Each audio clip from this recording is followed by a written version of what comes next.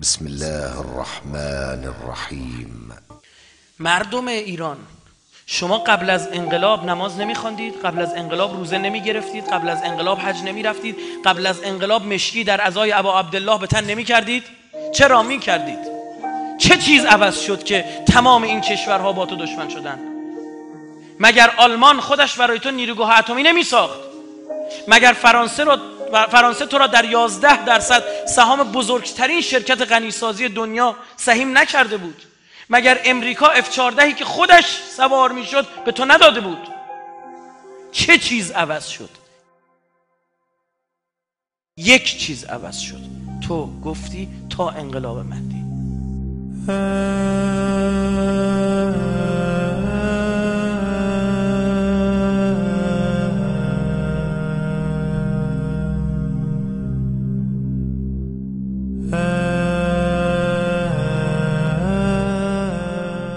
تو نظم نوین میخوای برای خودت.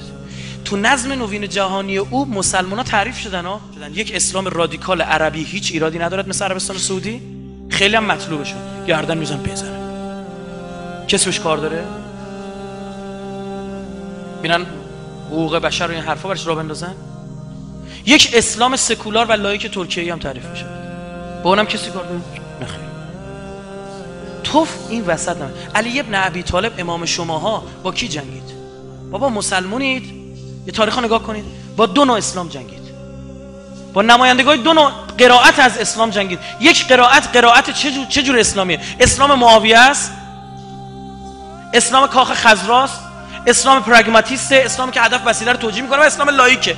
عین عبارتی که معاویه استفاده میکنه بعد از صلح با امام حسن، میگه من برای نماز و روزه شما نجنگیدم، هر چقدر میخواهید نماز بخوانید یا نخوانید، من برای به دست آوردن حکومت جنگیدم. به من چه؟ برو تو ایاصوفیه 1000 رکعت نماز بخون تا جونت درات. برو اگه تو 1 میلیون رکعت بخون، اگه اف بی آی اومد سراغت، تو اونجا فقط یک بار بگو صهیونیستا فلانن، صهیونیستا بهمانن، مثل موشک میبلوزن. اسلام دومی که امیرالمومنین علی ابن ابی طالب علیه السلام با اون میجنگه، اسلام متحجرین و عقب مانده هایی است که به اسم مذهب دارن ضربه میزنن به دین. اسلام کسایی است که پیشونیشون کبره بسته مثل زانوی شتر. اسلام کسانی است که توی سجاده شب خوابشون میبره. اسلام کسانی است که به ابن عباس گفت میخوای بری با اینا بحث بکنی، با قرآن بحث نکن، هر آیه از قرآن بیاری یه آیه از قرآن برات میاره. اسلام حافظان قرآن بود. حافظان که حفظ کنن قرآن، نه، یعنی حفظی بخونن قرآن. و علی بین این دو سنگ آسیاب گیر کرده، بین این دو لبه قیچی گیر کرده. اگر تو اسلامت را اسلام علی ابن ابی طالب میبینی، اسلام فرزند او امام زمان میبینی، که آیا اعتقاد داره امام زمان یه مسیر دیگه ای به غیر از امیرالمومنین میره؟ در بین امامان شیعه اونی که تونسته حکومت تشکیل بده فقط علی بود. امام زمان هم بیاد عین همون حکومت تشکیل میده، عین همون جوهر عوض میکنه، عین همون مو رو از ماست بیرون خواهد کشید، عین همون دزدیایی که کردن ولو کابین زنشون کرد رو چه پس میگیره. اسلام علی بین طلحه، زبیر از بزرگان صحابه و آن پیرزن یهودی که خلخال از پاش میکنن هیچ تفاوتی قائل نیست.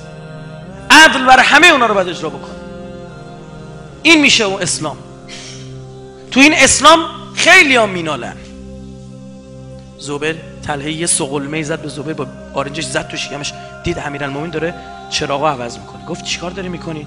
گفت این چراغ بیت المال بود، این چراغ بحث با شما دوستان میید اومدید اینجا ها، بحث متفاوت. زد بهش گفت پاشو بریم، کوفتم گیرمون نمیاد، حکومت بصره میخوای.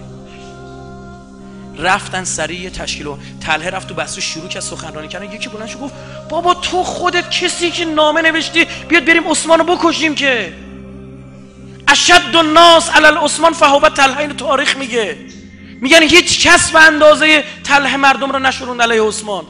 گفت بابا تو خودت. گفت نه خیر، عثمان لحظه شهادتش توبه کرده، الان باید بریم علی رو بزنیم. بعد دقت کرد چی شد؟ مدل برخورد با تو میشه چی؟ یک جای شبه دین میگیره به خودش، یک جای پیراهن خونین عثمان علم میشه برای یک بحثای دیگه ای. چقدر آمادگی داری؟ اگر انقلاب اسلامی ایران روزگاری به 2 تا از این هر 2 نوع این اسلام ها نزدیک شد، بدونید تموم شده رفته.